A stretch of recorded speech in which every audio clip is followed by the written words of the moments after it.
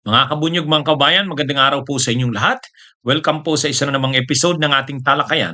Dito po sa aking bagong YouTube channel, Veritas. Kung hindi pa po kayo nakasubscribe dito, subscribe na po kayo. Mayroon din po tayong Veritas sa Meta or Facebook page. Kung hindi pa po kayo nakafollow, follow na po kayo. Dito po, nagdi-discuss po ako, pumipili ako ng piling-piling topic. Para malaman ng ating mga kababayan ng katotohanan dahil naniniwala tayo, ang katotohanan o ang veritas ang magpapalaya sa ating bayan. O mga kabunyog, pag-usapan nga natin itong nagiging kontrobersyal yung sinabi ni dating Vice President Leni Robredo tungkol kay PBBM. Medyo maganda ang sinabi ni dating Vice President Leni Robredo tungkol kay PBBM. Hindi niya naman pinuri ito pero syempre ano ito, ito yung nakalaban ni Leni nung elections si BBM. Kaya parang kung isipin, hindi magsasalita ng maganda si Leni kay PBBM. Pero dito, sa interview sa kanya ng Billionaire News Channel, in-interview si BP Leni, isa sa sinabi niya doon, I want him to succeed. His success will be the success of the country. O, sinabi niya na gusto niya raw mag-succeed, magtagumpay ang administrasyong ni PBBM.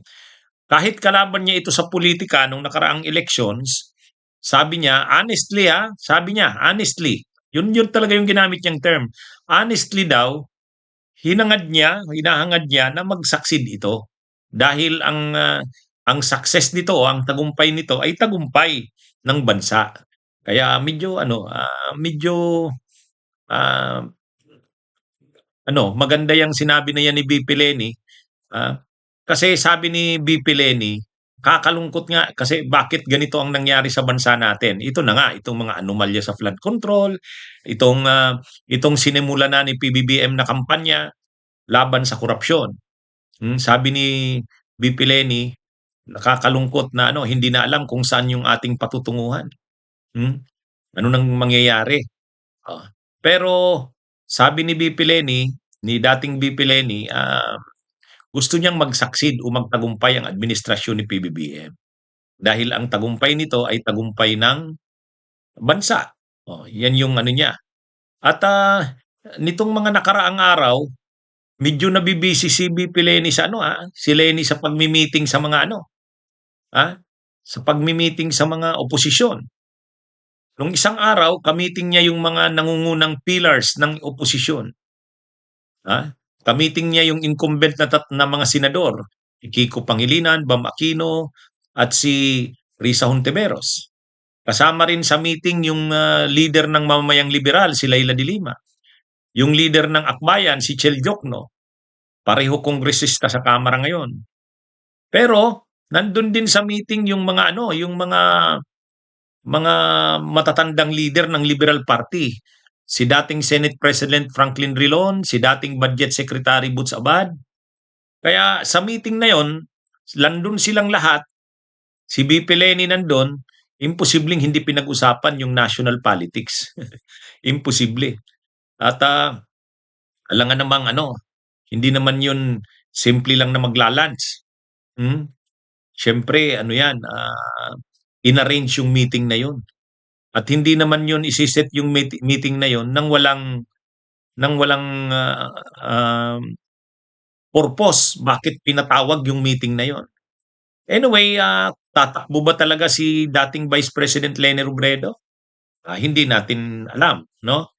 Pero ano man, parang itong sinasabi niya kay PBBM, at least hindi niya binabatikos yung administrasyon, parang nagpapakita yata ito ng opening na pwedeng mag-alyansa ang pwersa ng administrasyon at ang pwersa ng posisyon o mga kakampings, pwersa ni Leni Robredo. Kasi ang pinakamalaking ang kailangang isipin sa 2028, yung hindi manalo hindi makabalik ang Duterte. Hindi manalo si Sara Duterte. Kasi ngayon sa mga surveys, malakas kung survey ang pagbabasihan, malakas si Sara Duterte. Pero pumapangalawa sa kanya si Leni Robredo. Si Leni Robredo pa rin yung pinaka-posibleng mabigat na lumaban sa kanya kung lalaban si Leni Robredo.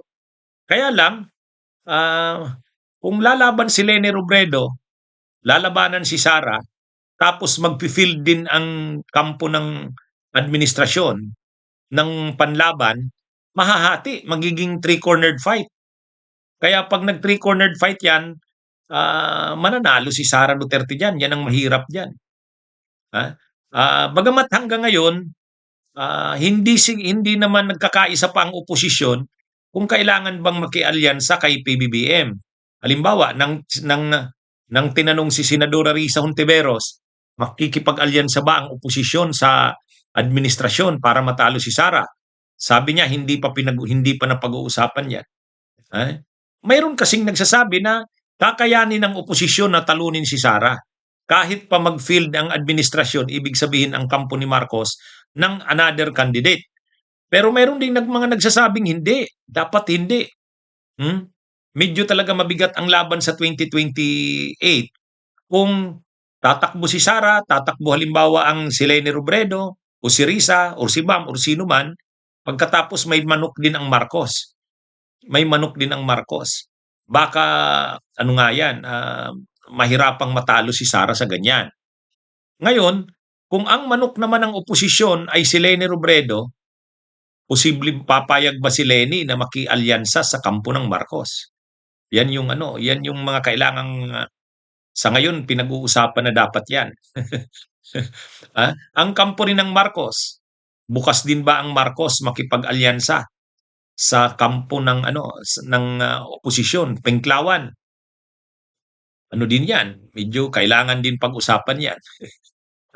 Kaya anyway, itong statement ni Leni Robredo na sabi niya naghahangad siya ng tagumpay ng administrasyon ni PBBM kasi ang tagumpay niyan ay tagumpay ng bansa.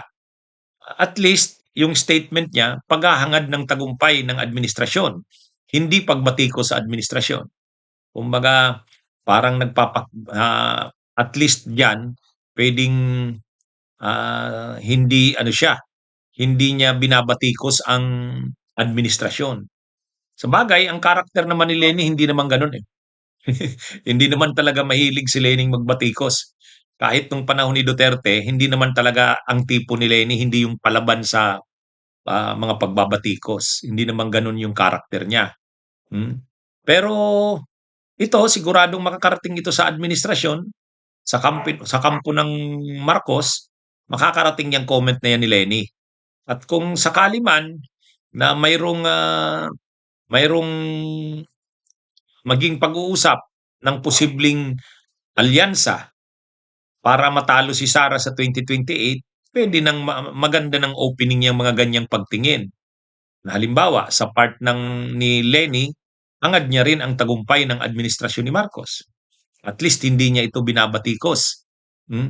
Sa part naman ng Marcos, ang alam natin pupunta si PBBM sa Naga City Alam natin pupunta nitong ano yata, Marso ba? O nitong katapusan ng February. Mayroon nababalita na 'yon. Anyway, maano natin kung ano ngang mangyayari.